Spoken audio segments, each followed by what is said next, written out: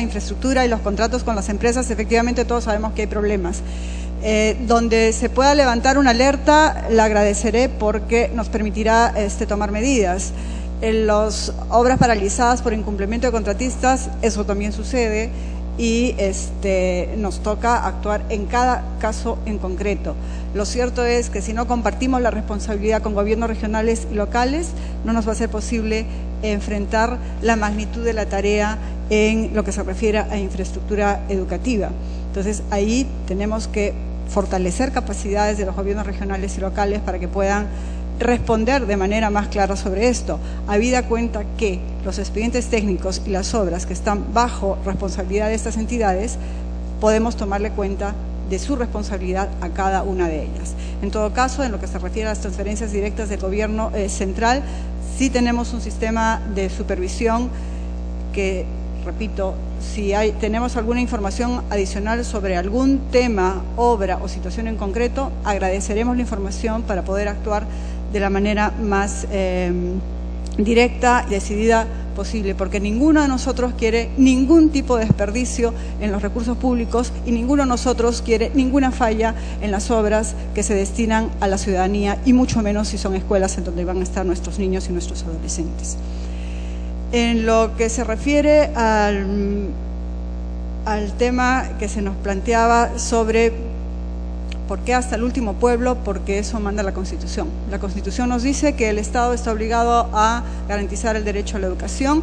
Cierto es que estamos haciendo estudios de lo que es la ubicación territorial de la población para ver cómo es la ubicación territorial también de nuestros servicios y qué tipo de estrategias podemos tener para poblaciones altamente dispersas. Esa es una vieja problemática que arrastra el país, que nosotros esperamos poder tener algún tipo de estrategia más centrada sobre distribución de servicio escolar respecto a territorio y población escolar en los próximos meses.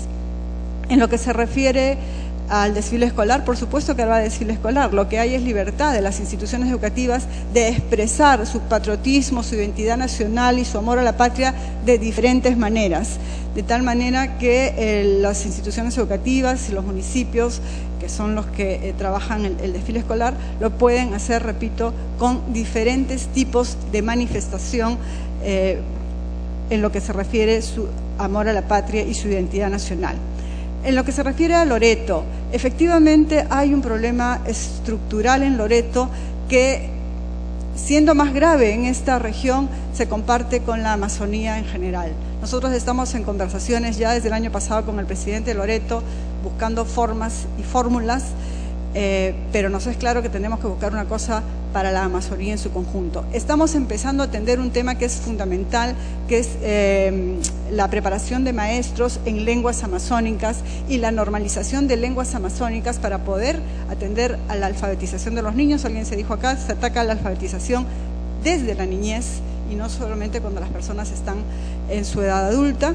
Entonces, ahí estamos normalizando más lenguas y estamos trabajando con más maestros de lenguas amazónicas que nos permitan atender con mayor sentido de calidad a los niños y niñas que están en estas regiones, porque ese es uno de los problemas que tenemos para darles una educación pertinente y de calidad. Necesitamos darles una educación bilingüe en su lengua originaria y en castellano, y para eso necesitamos profesores y profesoras debidamente capacitados. Y luego es enfrentar el tema de la dispersión geográfica, que es particularmente preocupante en las zonas amazónicas. El tema de los profesores que se faltan es un tema real, pero tampoco quisiera extenderlo como una generalización. Creo que es uno, faltarle respeto, y en segundo, desestimular a los profesores que sí son puntuales, que sí llegan a primera hora de los lunes y se van a última hora de los viernes, acusándolos que todos son iguales. Igualmente, en donde detectemos que hay un profesor que está en una inconducta de esta naturaleza, reportemos el caso y actuemos sobre el caso concreto.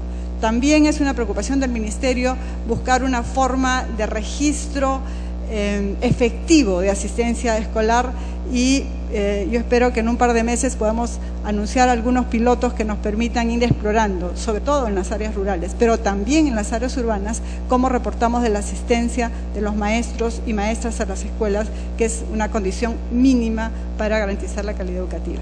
Muchas gracias, señor presidente. Muchas gracias, señora ministra. A continuación le ofrecemos la palabra a la señora ministra y congresista Ana Jara.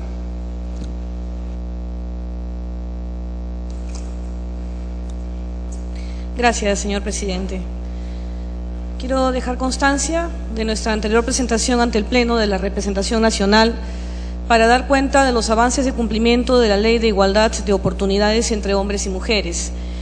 En ese pleno se formularon preguntas que, por razones de tiempo y por ser temas de carácter interdisciplinario que involucraban a otros sectores del gobierno central y los gobiernos subnacionales, no se pudo absolver en el momento.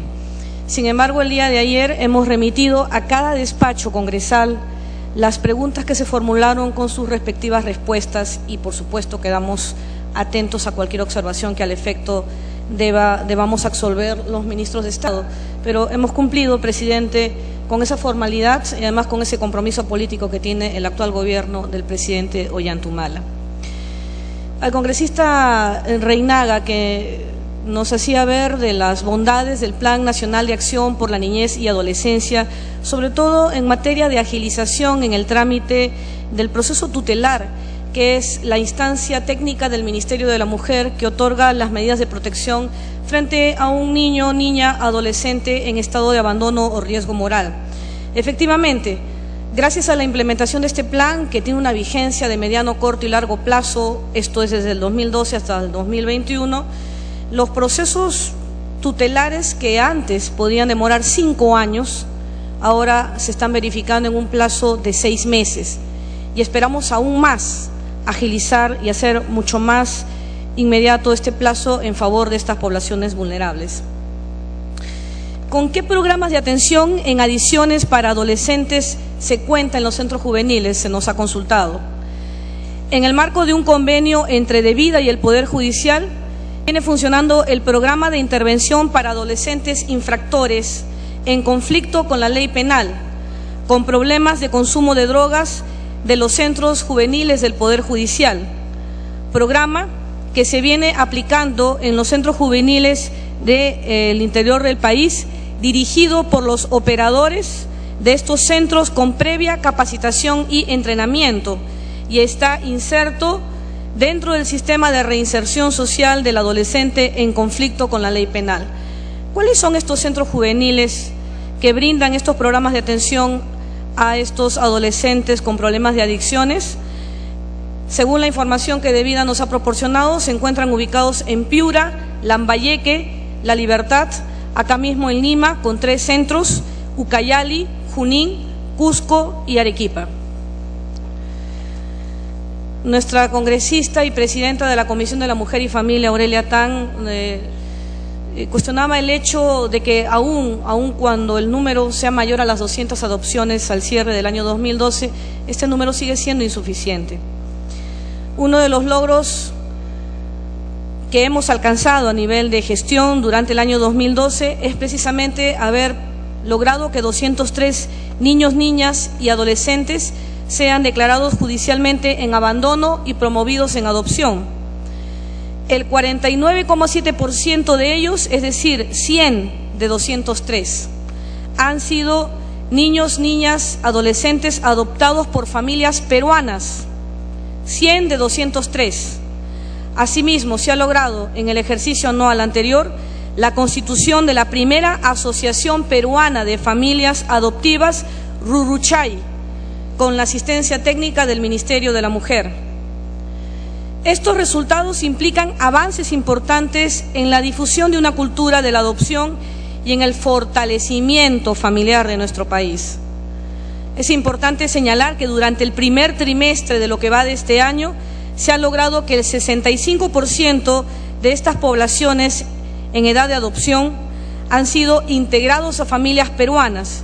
Es así que en lo que va del 2013, 41 niños, niñas y adolescentes han sido promovidos en adopción.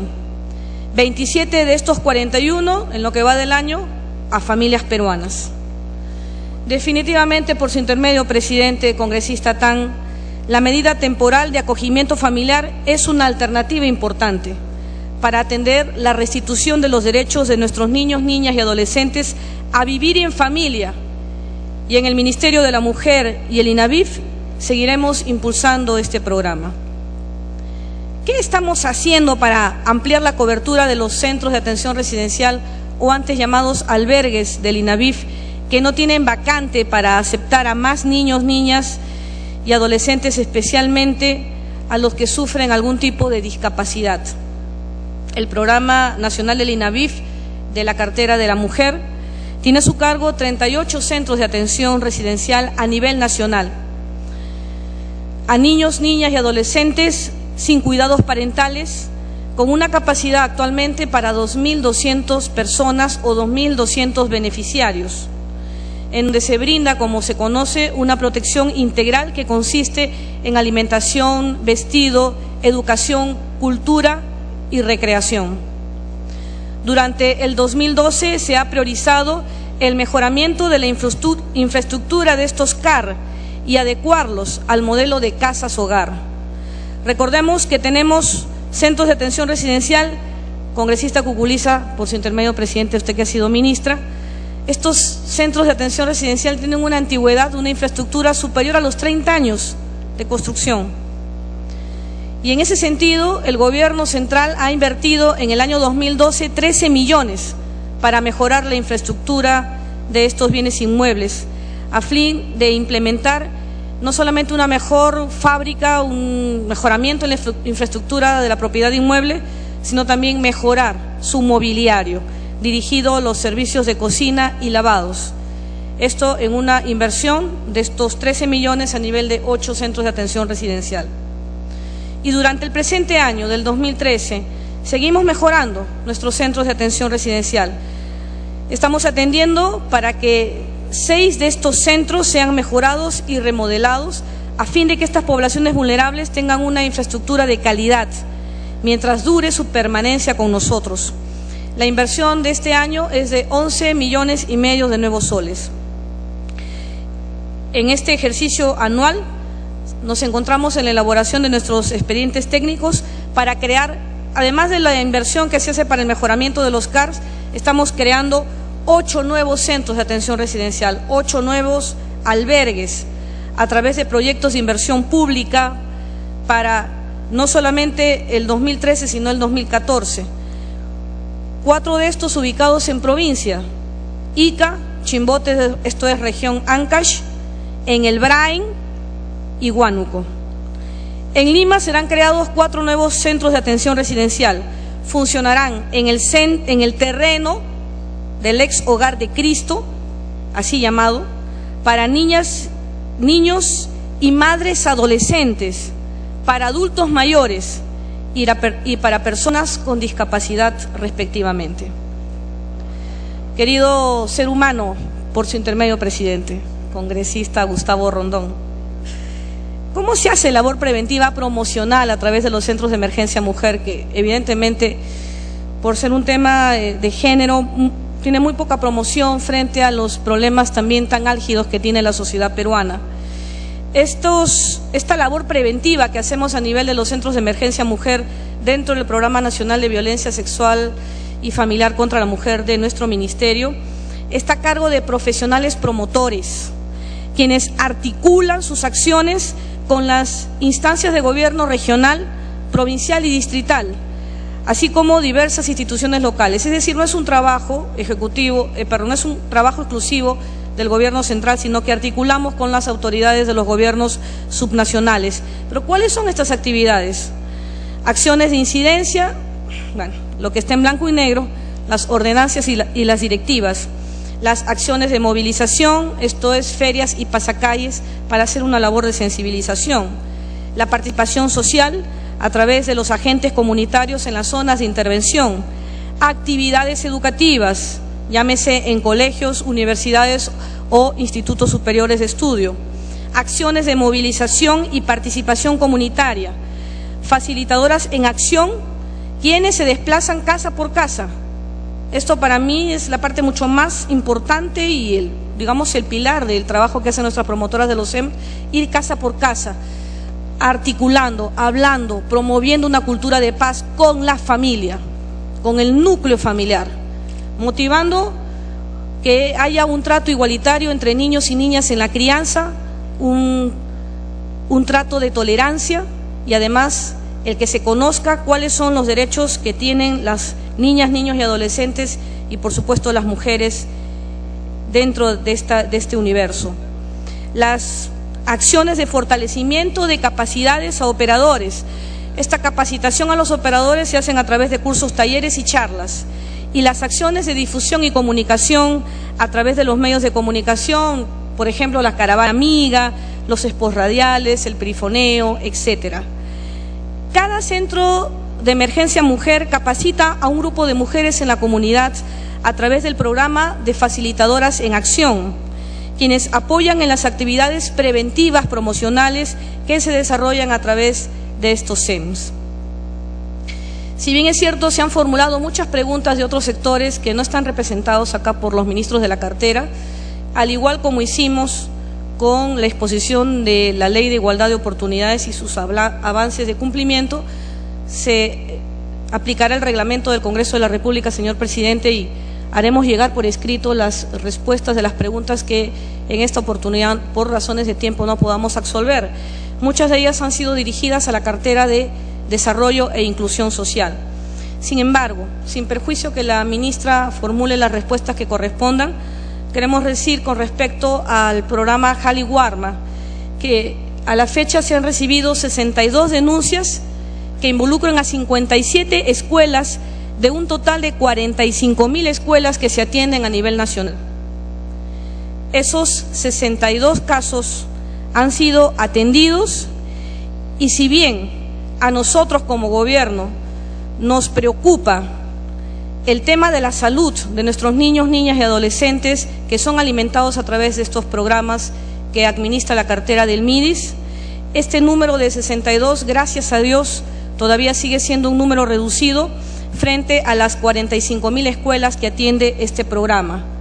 No obstante eso, se ha destinado que se formulen las denuncias penales a todos los proveedores que están incumpliendo con el contrato suscrito con el Estado de respetar la hoja técnica que tiene las especificaciones técnicas de lo que deben contener estos alimentos que son dados a nuestros hijos e hijas, el incumplimiento en el plazo de entrega de los bienes ofertados, así como las demás responsabilidades a que ellos se obligaron a través de sus declaraciones juradas y con la suscripción de los contratos. Acá nada va a pasar por agua tibia, presidente. Las denuncias se formalizan y haremos el seguimiento con el respeto, por supuesto, que se tiene a la autonomía de los otros poderes públicos y organismos constitucionales autónomos, pero trataremos de erradicar la impunidad que pueda haber como ha existido, no solo a través de los programas de alimentación a nivel de escuela, sino en otros tantos del Estado, donde los proveedores creen sacarle la vuelta al Estado y en este gobierno no será así. Hay que tener en cuenta que estas escuelas que atendemos abarca un universo, sí, enseguida, congresista, solamente déjeme redondear la respuesta, 1.800.000 niños que cobertura el programa Jali Warma, esto es el 70% de nuestra meta para este año. El programa Jali Warma es un programa cogestionado, tiene supervisores y cuenta con el apoyo de los padres de familia. Se está incrementando el número de supervisores para este programa, para atender de una manera mucho más eficaz, más diligente, más oportuna a los niños y niñas de nuestro país, a efectos de brindarle un mejor servicio de calidad. Presidente, por su intermedio, el congresista Yude Simón quiere formular una consulta. Antes del congresista Simón le pidió una interrupción la congresista Mavila. ¿Cómo no? Muy breve, por favor. Sí, señor presidente. Solo para resaltar y con buena fe que en materia de justicia penal restaurativa y en general en política criminal juvenil, ministra, hay definitivamente grandes ausencias y falencias. El programa de justicia juvenil del Ministerio Público, ministra, tiene serias debilidades, Yo he visitado al programa de justicia restaurativa del centro de Lima, por decirle un caso, y en toda una mañana no estaban los operadores. ¿Qué pasaría si un adolescente infractor era llevado a sus oficinas, tienen serios problemas de presupuesto, de recursos humanos, de servicios. En Maranga, ministra, hay 700 adolescentes y están a cargo de un coronel en retiro, 14 equipos técnicos que están compuestos por 2 profesionales.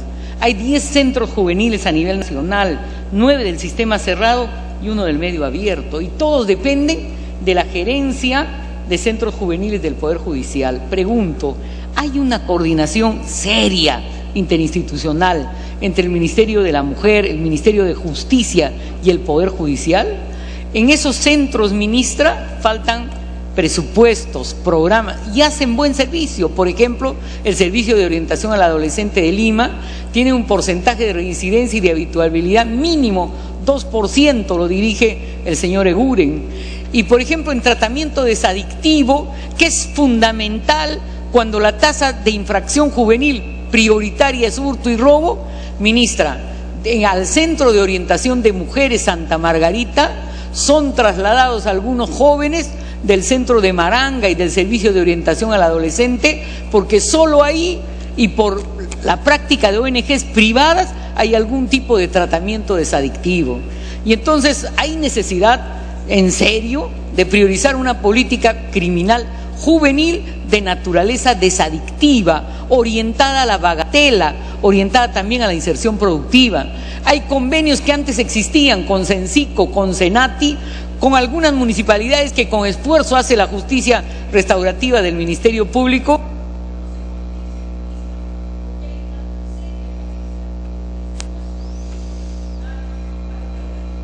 Gracias. Congresista Simón. Presidente, en el mismo sentido, mi intervención fue esa. Yo recuerdo que con la ministra Ana Jara estuvimos en Maranga, ¿no es cierto? Y vimos tanto hombres y mujeres en 2 oportunidades. Entonces, yo le rogaría saber si en efecto se va a tomar una decisión firme de que estos sectores deben ser manejados por el Ministerio de la Mujer, considerando los temas de inseguridad y considerando que hay niñas que están en gestación. Usted lo vio de muy temprana edad, el abandono total, y cómo unos muchachos que pueden recuperarse se juntan con otros que son irrecuperables, lamentablemente, porque no hay ningún tipo de tratamiento. Entonces, quisiera una respuesta a eso, presidente. Gracias. Congresista Guaire.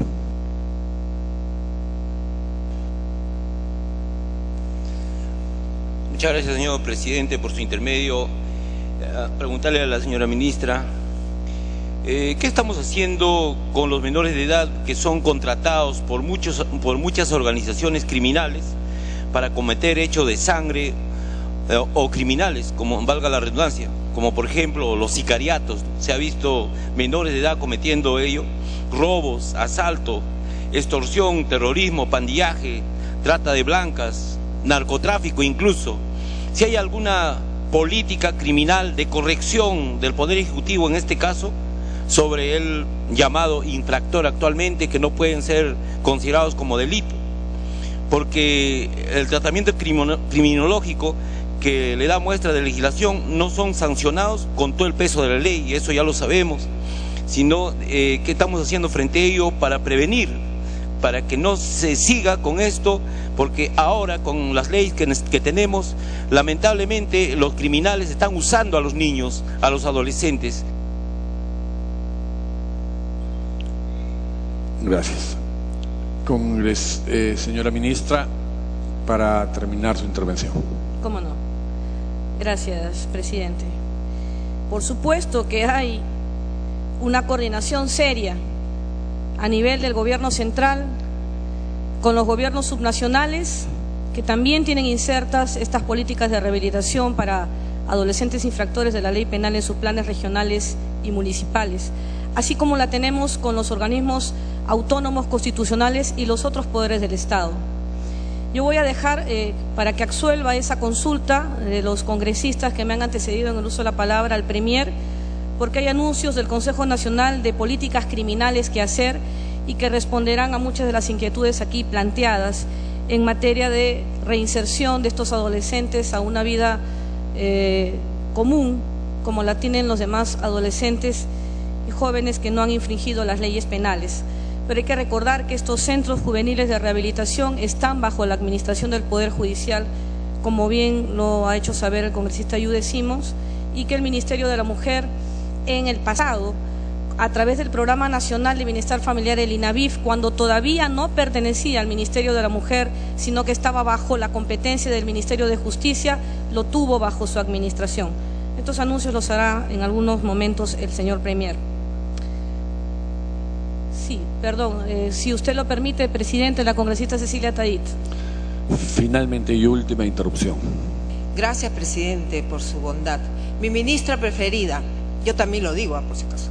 ¿Qué estamos haciendo para los niños que están en la calle y piden limosna en día que tienen que asistir al colegio? ¿Podríamos aplicar alguna política?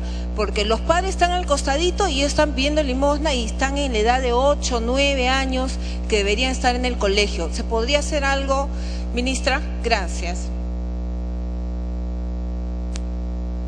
Adelante.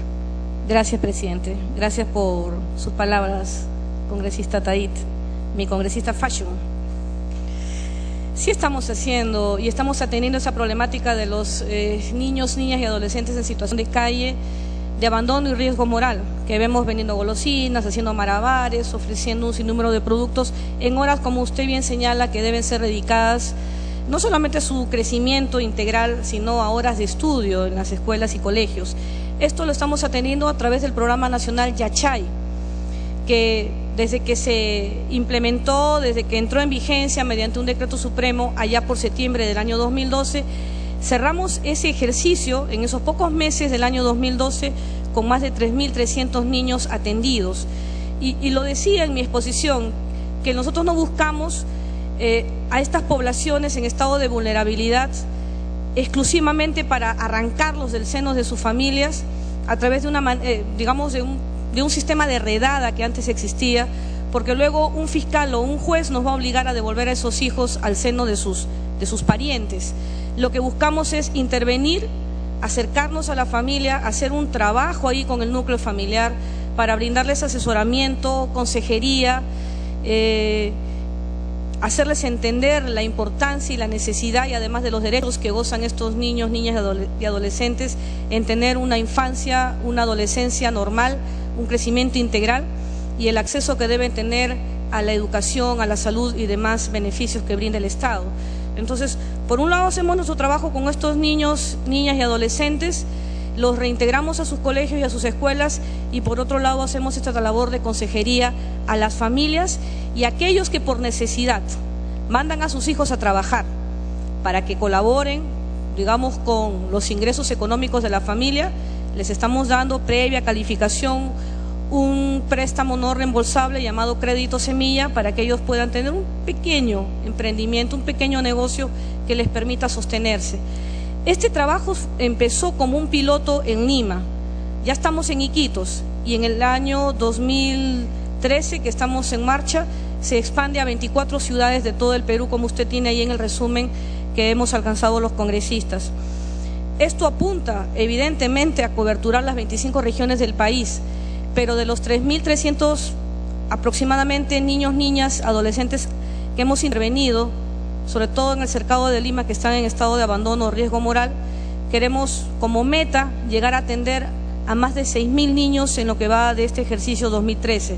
El trabajo es silencioso, porque para mí sería fácil como ministra y ganarme los aplausos de la tribuna, llevar a la fiscal, llevar además autoridades, digamos, articular con los serenazgos municipales, con la Policía Nacional del Perú, y entrar a cargarme a todos los niños que encuentren en altas horas de la noche o en horas de estudio.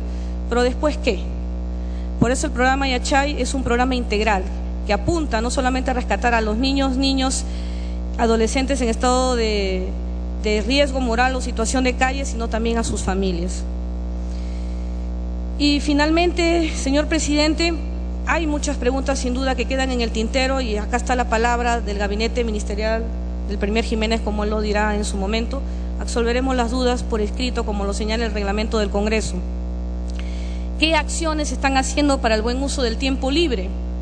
Acá hemos escuchado muchas propuestas de los señores congresistas que nos parecen idóneas y queremos implementarlas e introducirlas en los diversos programas que tenemos intersectorialmente en las carteras de Estado. El Programa Nacional Yachay, como lo he explicado, a través de sus educadores que buscan no solamente fortalecer la unidad familiar, sino también rescatar a estos niños en estado de abandono, también usan el deporte como herramienta para el desarrollo de habilidades tendientes a que estos niños disminuyan esta situación de riesgo. Es decir, no nos limitamos a enviarlos a las escuelas o a los colegios, no nos limitamos a darle un documento nacional de identidad, no nos limitamos a darles un seguro integral de salud, no nos limitamos a que ellos gocen de los programas sociales que tiene el gobierno, también apuntamos a fortalecer este buen uso del tiempo libre. La propuesta Yachay incluye el deporte, los juegos, la recreación, como una forma amena de aprender valores y lecciones que duran toda la vida, que promueven la amistad y el juego limpio, que enseñan a trabajar en equipo y aportan disciplina, respeto y habilidades necesarias para que nuestros niños, niñas y adolescentes se conviertan en adultos comprometidos. Se está trabajando con el Instituto Peruano de Deporte y se pretende que esta experiencia del buen uso del tiempo libre a través del deporte sea asumido por los gobiernos locales, presidente. Para este año nos hemos planteado 665 becas de formación deportiva a nivel nacional. Asimismo, esta propuesta de formación deportiva para nuestras poblaciones vulnerables incluye la formación de educadores en calle, esto es, profesionales que atiendan a estos niños en situación de abandono para que puedan hacer el seguimiento de estos chicos. Esto se viene dando a través de los módulos que se llaman ganancia de valores y la metodología para abordaje de habilidades de nuestros niños, niñas y adolescentes y sus padres desde el enfoque de derechos, de género y participación. Y estos módulos están siendo dados y otorgados por el equipo de psicólogos del propio Instituto Peruano de Deporte. Presidente, las preguntas que no se hayan absuelto, reitero nuestro compromiso de hacerlo vía escrito. Muchas gracias. Gracias, señora ministra. Finalmente invitamos al jefe del Consejo de Ministros para que nos dé palabra y las respuestas finales. Anunciamos que en esta última etapa no se van a conceder interrupciones. Adelante, señor ministro. Muchas gracias, señor presidente. Un reciente informe de UNICEF sobre la salud pública en el Perú refiere que el Perú aparece como uno de los casos de mayor éxito en la mejora de la situación de los niños. El mundo, según este informe, ha reducido en 35% la desnutrición en los últimos 20 años. Y el Estado peruano ha logrado alcanzar esta meta en solo 7 años. Lo que quiero decir con esto no es un triunfalismo, sin duda alguna, porque para el gobierno, mientras exista un niño desnutrido en el país, tenemos que estar alertas y tenemos que trabajar todos unidos. Y además, lo que tiene que decirnos este dato es que más allá de los gobiernos, más allá de las posturas políticas, alcanzar estas metas son trascendentales para el país. Nosotros hemos suscrito en el segundo semestre del año pasado un compromiso por la desnutrición en el país, por reducir la desnutrición en el país, atando presupuesto público de gobiernos regionales y gobiernos locales para esta tarea. En este campo estamos trabajando en todos los niveles de gobierno para poder efectivamente alcanzar una meta vinculada a la desnutrición, que es un elemento clave para poder generar las oportunidades de desarrollo para todos. Romper inercia, esa indiferencia en relación a la desnutrición es un elemento central para el país. Es solamente un indicador clave, creo, que debe demostrar el interés del Estado, el interés de los políticos, el interés de los partidos, el interés de todas las agencias públicas en atención a un tema central que aborda la niñez.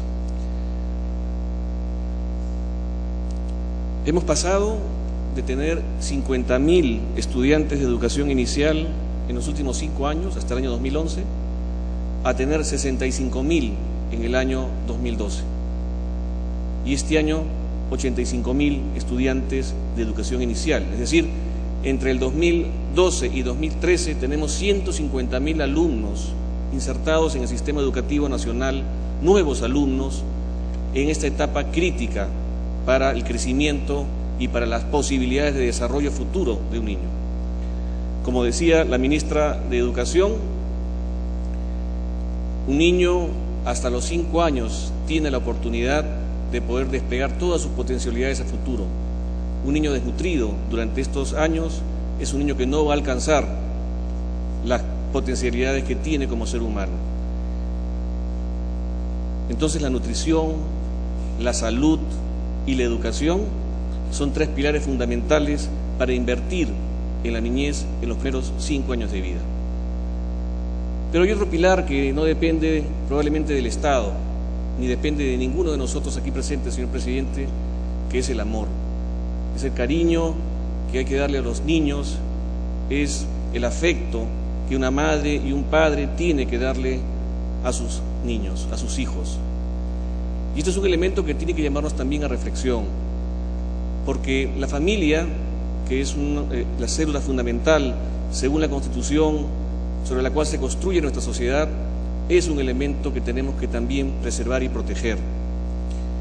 Y por cierto, hay que llamar la atención a todos los peruanos y peruanas que construyen familias y que están de alguna manera afectando también con conductas inapropiadas, con lesividad en los derechos de sus hijos, la violencia y el desconcierto de toda una sociedad que está viendo cómo se está descomponiendo en ciertos niveles nuestra comunidad. El tema de violencia, el tema de criminalidad. Fíjense cómo hoy día, en esta sesión, señor presidente, que estamos hablando del plan de los niños, el plan de la infancia, estamos hablando de crimen, estamos hablando de delito. No de delito contra los niños, sino de delito de adolescentes, contra la sociedad. Y esto nos tiene que llamar a reflexión a todos y principalmente a las familias del Perú. Las familias tienen también que tener un nivel de responsabilidad y de asumir el papel que les toca, las madres y los padres. ¿Cuántos casos de padres desnaturalizados tenemos en el Perú? Tenemos en el país 600 personas presas por no pagar alimentos. Ese no es un dato para ponernos felices. Ciertamente la justicia está respondiendo a un problema social de padres que no pagan alimentos a sus hijos. Y es una política de Estado, hay que decirlo el día de hoy, de que aquellos que no pagan alimentos y que tienen esa responsabilidad y que cometen el delito de omisión de asistencia familiar, tendrán que responder y se irán a la cárcel. Ese mensaje tenemos que dar también acá desde el Estado, para que las personas asuman su responsabilidad. No podemos engendrar niños sin ningún tipo de responsabilidad. No se trata de las políticas de salud reproductiva o de embarazo adolescente solamente. Se trata también del tipo de responsabilidad que como seres humanos estamos haciendo en el país. Y yo quiero llamar hoy día, aquí finalizando esta presentación al Pleno del Congreso, una reflexión nacional sobre el tema familiar en el Perú y sobre el tema de la niñez y la adolescencia. El gobierno está, por supuesto, muy cercano a las políticas sociales, está patrocinando, está impulsando una serie de programas de una agenda social que para nosotros es la marca del gobierno. Tenemos 2.700.000 niños en este momento enfocados en un programa de salud escolar que va a verificar los indicadores más importantes de la esencia, digamos, física del niño en edad escolar. Me refiero a los chicos de primaria y en los temas de nutrición, en los temas de anemia, en los temas de vista y, por supuesto, también en la desparasitación, que es uno de los temas que afecta también la nutrición escolar. Pero también el programa de alimentación escolar, que yo quisiera, y aquí también llamar a la reflexión del país, de que no juguemos con los niños, porque realmente necesitamos aquí estar todos unidos. Ustedes reclaman que el programa Caliwarma tiene deficiencias. Seguramente las tiene, seguramente lo podemos hacer mejor. Somos seres humanos. Necesitamos que todos juntos aportemos a esto. Acá no hagamos política de esto y hagamos que efectivamente el sistema funcione, porque son nuestros niños. Y son 45.000 escuelas que están insertadas en este programa y por favor, ayúdenos a mejorarlo. Díganos lo que está mal para mejorarlo.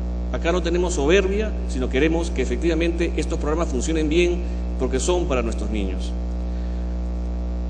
El año pasado, parte también de este tema de inclusión, de este tema de poder avanzar en el país, se han transferido más de 1.018 millones de soles a gobiernos regionales y gobiernos locales para el mejoramiento y ampliación y renovación de escuelas en el país. Yo no sé si es la inversión más grande que se ha hecho a nivel nacional en un año, en solo un año, para poder habilitar mejores escuelas para nuestros niños, infraestructura educativa. Ustedes podrán observar, porque entiendo que ha habido alguna interrogante sobre el tema, creo que el congresista yo preguntaba cuántos casos de estas escuelas están mal, en cuántos casos se está haciendo mal diseño de los colegios, en fin. Bueno, hagamos la fiscalización. La Contraloría General de la República tiene un programa que se llama Infobras, a través del cual podemos ir verificando los avances físicos de la construcción. Ya no solamente a través del CIAF, que podamos controlar los avances presupuestarios o los avances financieros de las obras, sino también a nivel del avance físico con la Contraloría. Y el Ministerio de Educación, y quisiera también señalarlo, señor presidente, tiene en su portal institucional, en su página web, un sistema a través del cual todos podemos ver los avances de la terminación de toda esta infraestructura, cuándo se van a inaugurar los colegios y qué es lo que se está haciendo y en dónde. Entonces es importante para la labor de fiscalización también que podamos todos juntos, porque como ha dicho la ministra Ana Jara, el gobierno está comprometido con que las cosas se hagan bien, que no exista corrupción, que estos proveedores que efectivamente quieren dominar y quieren controlar las instituciones públicas en el Perú no pasen y que sean efectivamente denunciados y aquellos que abandonen las obras que efectivamente no puedan contratar nuevamente con el Estado.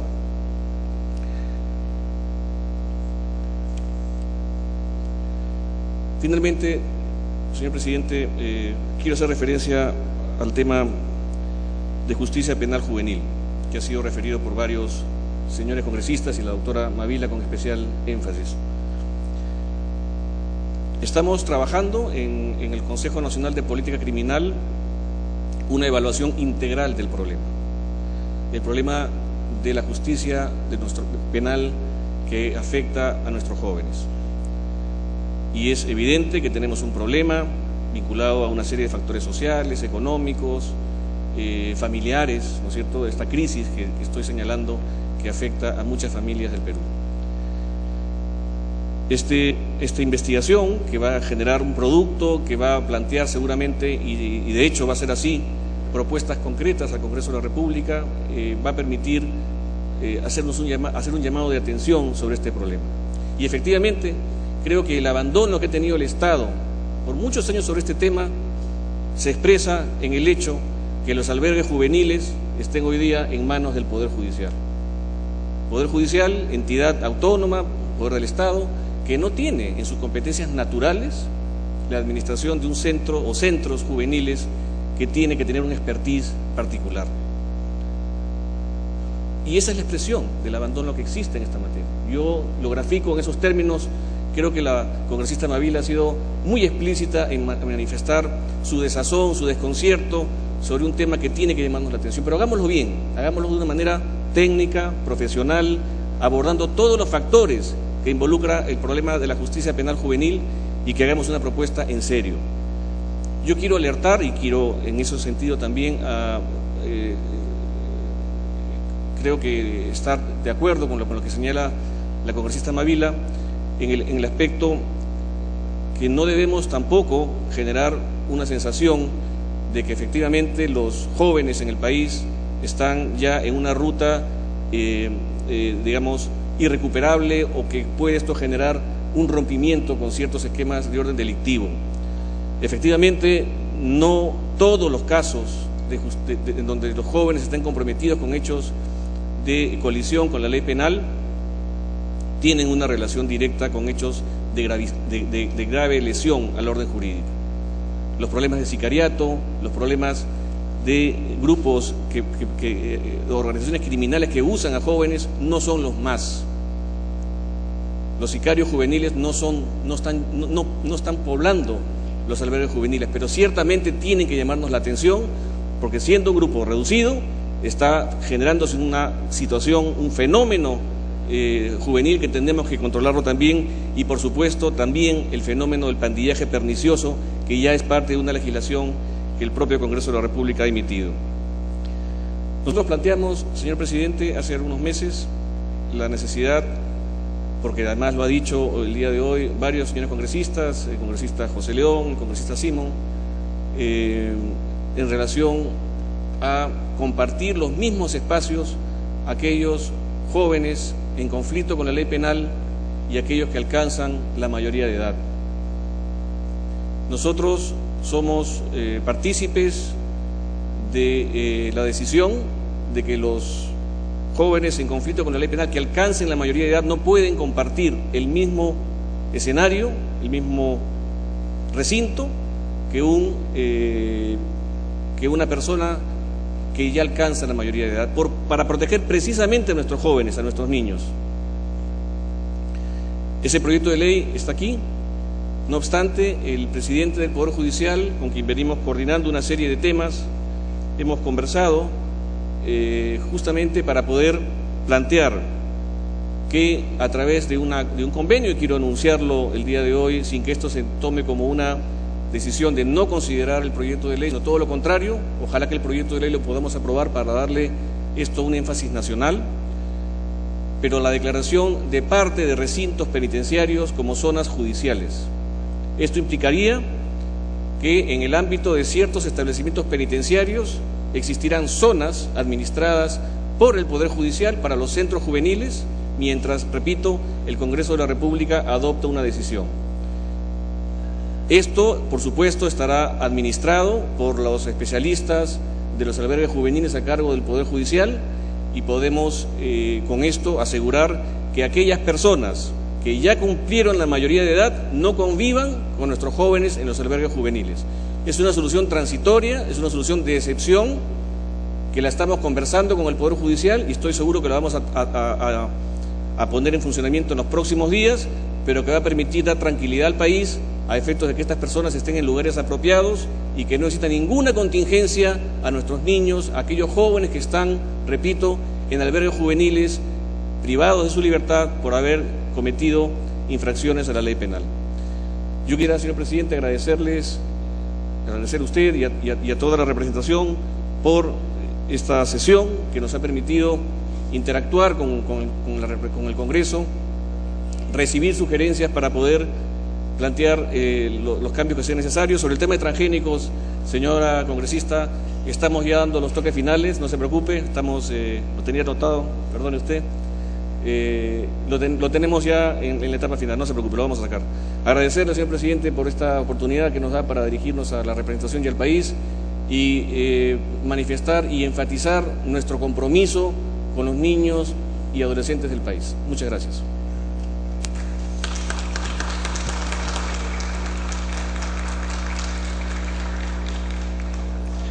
Agradecemos la presencia del presidente del Consejo de Ministros, de la ministra de la Mujer, la señora ministra de Educación, la señora ministra de Salud, y los invitamos a abandonar la sala de sesiones en el momento que lo vean por conveniente. Se suspende la sesión por breves minutos.